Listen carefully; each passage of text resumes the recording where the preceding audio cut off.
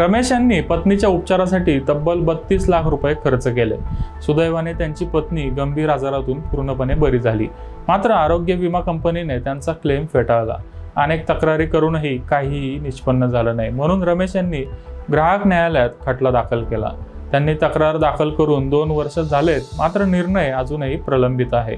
रमेश यांच्यासारख्या हजारो लोकांना हा मनस्ताप सहन करावा लागतो, म्हणूनच सरकारने या संदर्भात महत्त्वाचा निर्णय घेतलाय। पूर्वी विमा लोकपालला 30 लाख रुपयापर्यंतच्या तक्रारी हाताळण्याचा अधिकार होता, मात्र सरकारने ही मर्यादा आता 50 लाख रुपये केली आहे। देशात सध्या 17 विमा लोकपाल कार्यालय आहेत, ज्यांची नियुक्ती इन्शुरन्स काउन्सिलने केली आहे।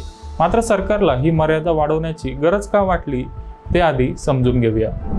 लोकपालकडे होणाऱ्या क्लेम सेटलमेंटची मर्यादा 20 वर्षांपूर्वी निश्चित करण्यात आली होती। तेव्हापासून विमा प्रीमियम आणि कव्हरेजमध्ये लक्षणीय वाढ झाली आहे।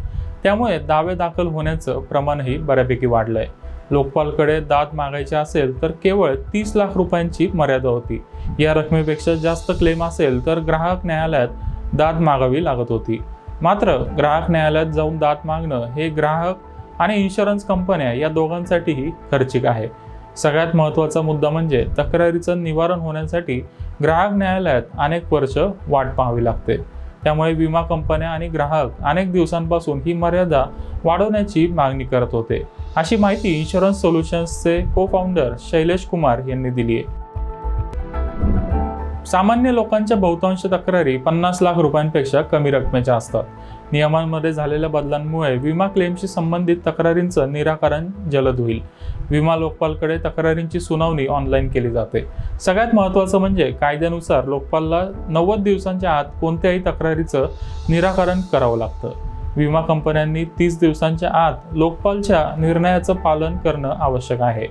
असं केलं नाही तर पॉलिसीधारक लोकपाल कार्यालयाला कळवू शकतो। तक्रार वैध असेल तर विमा कंपनीला दाव्याच्या रकमेसह व्याजही भरावं लागतं।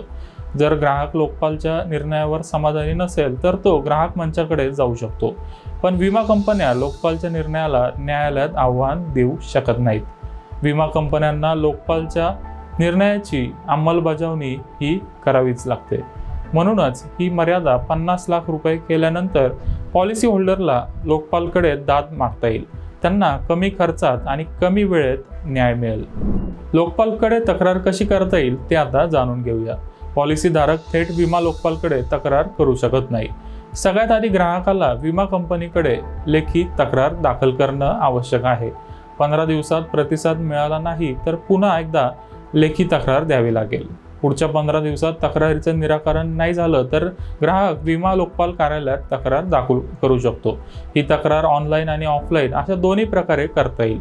म्हणजेच विमा कंपनीकडे केलेल्या प्राथमिक तक्रारीनंतर ग्राहक लोकपालकडे जाऊ शकतात।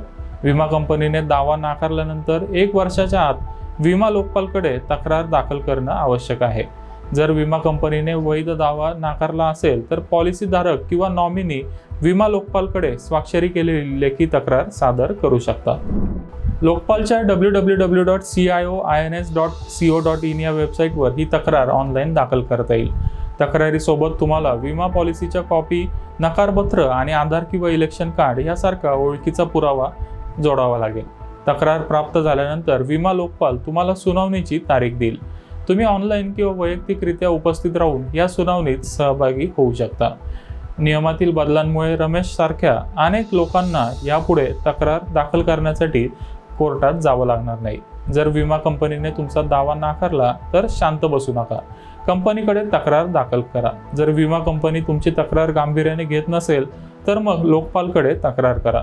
तक्रारीशी संबंधित सर्व ईमेल आणि कागदपत्र अतिशय काळजीपूर्वक जपून ठेवा। लोकपालच्या माध्यमातून तुम्ही कोणताही खर्च न करता तुमचा क्लेम मिळवू शकता।